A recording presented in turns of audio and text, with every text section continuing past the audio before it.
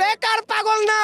জিয়াউর রহমানের, খালেদা জিয়া এবং তারেক রহমানের বিএনপির পাগলামি দলের পাগল।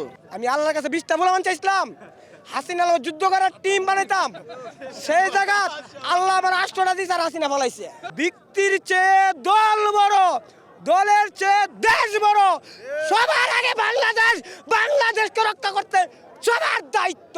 জিয়াউর রহমানের বাংলাদেশটা যে গড়ার স্বপ্ন ছিল, 3বারের প্রধানমন্ত্রী বাংলাদেশটা যে গড়ার স্বপ্ন ছিল, আগামীতে যদি জনগণের ভালোবাসা থাকে, আল্লাহর রহমত থাকে, যদি বিএনপি আসে, এই মা বাপের আশা যেমন ভারপ্রাপ্ত চেয়ারম্যান তারেক রহমান যেমন পূর্ণ করে, জনগণে এই কৌশকের, হেত মজুর, দিন মজুর, যত কিছু শ্রেণী মানুষ আছে তাদের প্রত্যেকটা আশা যদি এই আশাটা আপনার জিয়াউর রহমানের ছিল, খালেদা জিয়া ছিল, তারা তো আর পূর্ণ করতে পারে নাই। খালেদা জিয়া কিছু পূর্ণ করছে, জিয়াউর রহমান কিছু পূর্ণ করে, আর বাকিগুলা আগামীতে যদি জনগণের ভালোবাসা থাকে, আল্লাহর রহমত যদি থাকে, তাহলে বিএনপি 100% আসবে।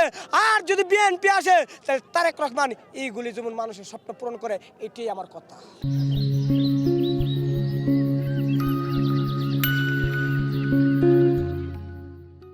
আমার অনেক মানুষ বুঝে, আমি চাই না, আমি টাকার লোভ না, বাড়ির লোভ না, আমার লোভ কোনটা জানেন? জিয়াউর রহমানের, খালেদা জিয়া এবং তারেক রহমানের বিএনপির পাগলামি দলের পাগল, কিন্তু বেকার পাগল না। আমি এই যে এগুলা দেখছেন, এগুলা অনেক কষ্টের টাকা, কিন্তু না কিনলে আমার আচ্ছা বেশি খারাপ লাগলে। তা আমি কার পাগলা? বিএনপির পাগলা। আমি লিস্কার পাগল না, টাকার পাগল না, গাড়ির পাগল না, বাড়ির পাগল না। আমরা যারা জিয়ার সৈনিক, আমরা দেশকে ভালোবাসি, দলকে ভালোবাসি।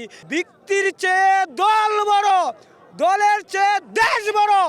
সবার আগে বাংলাদেশকে রক্ষা করতে সবার দায়িত্ব।